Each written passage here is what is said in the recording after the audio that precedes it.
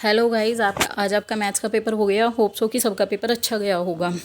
आपका एक बच्चे से मैंने पेपर लेके इसके कुछ सॉल्यूशंस डाले हैं आपके अपने हिसाब से एक आंसर की तैयार की है, because we can download official answer key from CBSE website but after 1 day. So I am providing you the answer, you can match your answers. ठीक है। First question is based on chain rule from differentiation, तो इसका answer होगा part A. Question number second का answer C होना चाहिए। Question number third में हमारा फंक्शन जो है x³ + 1, ये नाइदर मैक्सिमम नॉर मिनिमम, सो इसका आंसर होगा डी पार्ट। क्वेश्चन नंबर 4 में y sin y is equal to something given है हो, तो dx/dy की वैल्यू होनी चाहिए cos a/cos² a+y। Question number 5 में जो पॉइंट्स आएंगे उसका आंसर होना चाहिए B, 0 ± 5। Okay.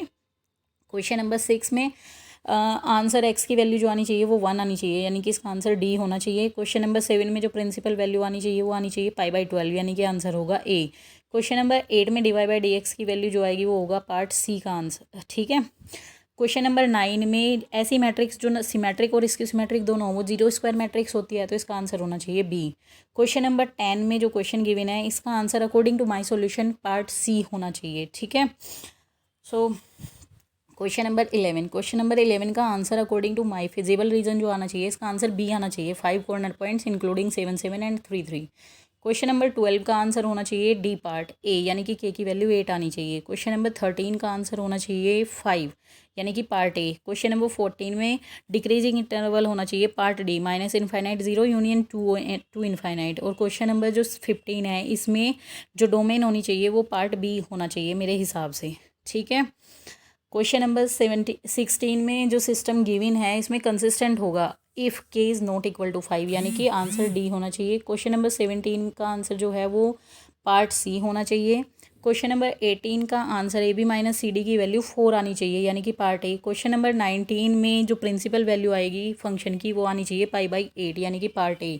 And question number 20 में पी और क्यू का ट्रांसपोज गिवन है, तो p - q की वैल्यू का आंसर होगा पार्ट बी, यानी कि जो बी पार्ट है वो इसका आंसर होना चाहिए। क्वेश्चन नंबर 21 में जो फंक्शन गिवन है इसका इंक्रीजिंग इंटरवल पार्ट सी होना चाहिए इसका आंसर। क्वेश्चन नंबर 22 में dy/dx की वैल्यू इसका आंसर होना चाहिए बी पार्ट। ठीक है। क्वेश्चन नंबर 23 में जो डोमेन पूछी है फंक्शन की उसका आंसर होना चाहिए डी पार्ट, यानी कि क्लोज्ड इंटरवल 1 2।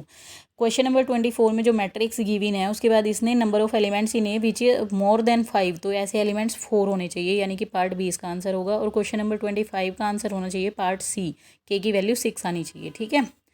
क्वेश्चन नंबर 26 में x² - x का जो आंसर आएगा वो 2i आना चाहिए, यानी कि ए पार्ट। क्वेश्चन नंबर 27 का आंसर होना चाहिए बाइजेक्टिव, यानी कि डी पार्ट आंसर होगा। क्वेश्चन नंबर 28 का आंसर होना चाहिए सी पार्ट। क्वेश्चन नंबर 29 का आंसर होना चाहिए डी पार्ट मेरे हिसाब से। क्वेश्चन नंबर 30 का आंसर सी पार्ट होना चाहिए, एडजॉइंट ऑफ ए का डिटर्मिनेंट 25 आना चाहिए। ठीक है। क्वेश्चन नंबर 31 सिंपलेस्ट फॉर्म इस फंक्शन की होनी चाहिए π/4 - 1/2 cos इनवर्स x। और 32 का आंसर होना चाहिए ए पार्ट +-3। क्वेश्चन नंबर 23 का आंसर बी पार्ट होना चाहिए। क्वेश्चन नंबर 34 का आंसर जो प्रिंसिपल वैल्यू है वो आनी चाहिए -π/2। क्वेश्चन नंबर 35 में मैक्सिमम वैल्यू इस फंक्शन की आनी चाहिए e⁻1/e, यानी कि ए पार्ट। क्वेश्चन नंबर 36 का आंसर होना चाहिए D part. And question number 37 में फंक्शन गिवन है 2 + x², तो ये फंक्शन ना इधर 1 1 नॉर ऑन 2, ना तो ये फंक्शन 1 1 होगा और ना ही ऑन 2 होगा। ठीक है। ये मेरे सॉल्यूशन है। क्वेश्चन नंबर 38 का आंसर अकॉर्डिंग टू मी होना चाहिए B part, minimum value of Z आनी चाहिए -5, सो इसका आंसर बी। क्वेश्चन नंबर 39 में आंसर आना चाहिए 4, कि देखिए इसने सम ऑफ द अदर 2 रूट्स पूछा है तो उनका सम 4 आना चाहिए, तो ए पार्ट। क्वेश्चन नंबर 40 का आंसर ए होना चाहिए। क्वेश्चन नंबर 41 का आंसर मेरे हिसाब से सी होना चाहिए, जो क्वेश्चन गिवन है इसके हिसाब से जब मैंने इसको सोल्व किया है, थोड़ा लेंथी था क्वेश्चन बट इसका आंसर सी होना चाहिए अकॉर्डिंग टू मेरे सॉल्यूशन के हिसाब से। क्वेश्चन नंबर 42 का आंसर होना चाहिए डी पार्ट। 43 का आंसर ए पार्ट होना चाहिए। ठीक है, क्योंकि उसने वैल्यू ऑफ सी पूछी है तो सी की वैल्यू 4√2 आ रही है according to my solution. Question number 44 में मैट्रिक्स गिवन है, इनवर्स पूछा है तो इसका आंसर डी पार्ट होना चाहिए। क्वेश्चन नंबर 45 ग्राफ पे बेस्ड क्वेश्चन है, तो इस ग्राफ को जब मैंने डीप स्टडी किया है तो इसका आंसर मेरे हिसाब से बी पार्ट आना चाहिए, 45 का आंसर होना चाहिए बी पार्ट। आप लोग अपने सॉल्यूशन करके देख लेना, अगर आपका कोई डिफरेंट लगता है तो मुझे कमेंट बॉक्स में कमेंट कर लेना, मैं दोबारा सॉल्व करके देख लूँगी।